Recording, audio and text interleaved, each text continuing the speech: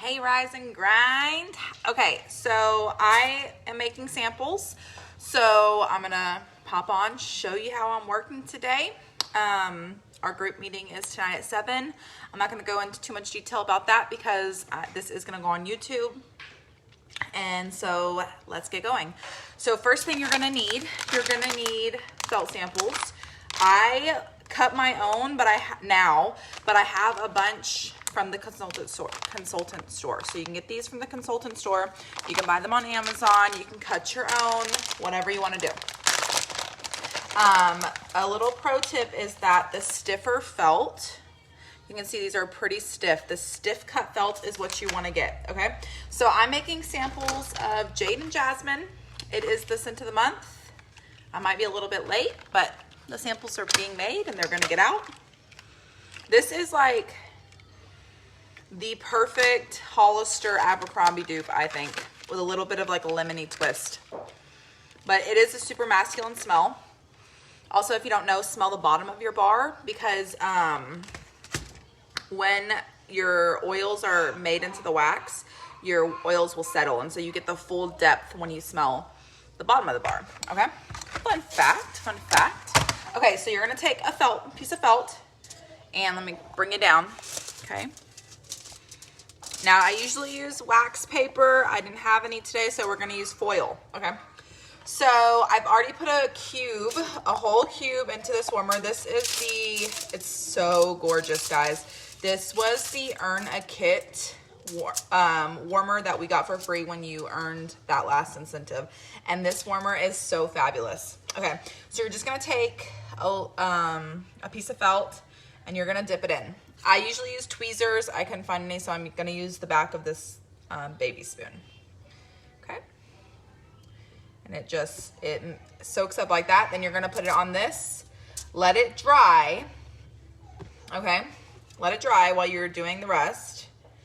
You could use a chocolate melter. You could use a glass measuring cup to melt your wax.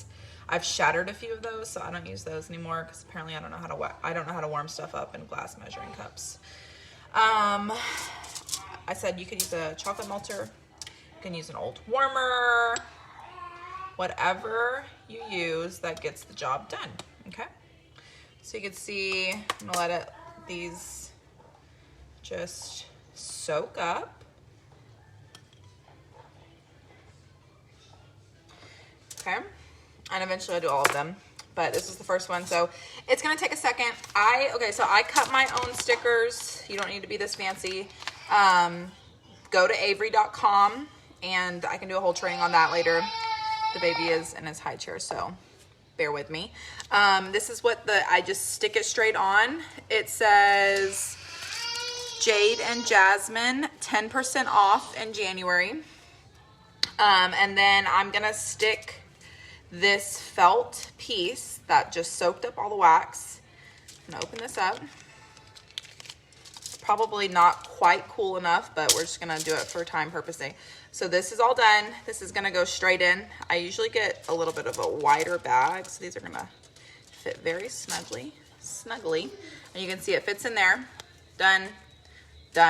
And what I like about felt is I live in Katy, Texas, so it's really only cold 2 or 3 months. And so most of the year I can't send like cute pores, like little shapes. I just can't because it'll melt in the mail and then that wasn't purposeful. So the felt, if the wax melts, the felt will reabsorb it. So this is my favorite way to send wax samples. In the colder months, I will also crinkle cut, but you can find a video like that. In the past, I've shown you 100 times, but this is a great, cheap, efficient way. But just remember that samples mean nothing if you're not following up. So the key is in the follow-up. This is just a link to communicate with someone, to build that relationship and customer service. It's just another way to do that. The actual sample doesn't matter. Don't overthink it. Don't overthink what scent do I do. Don't overthink what product do I do. What do you have in your house right now? What can you make work? Start there. Just start, right? Just start. But that's how I do it. I'm gonna go ahead and finish this, and I will see y'all tonight at 7.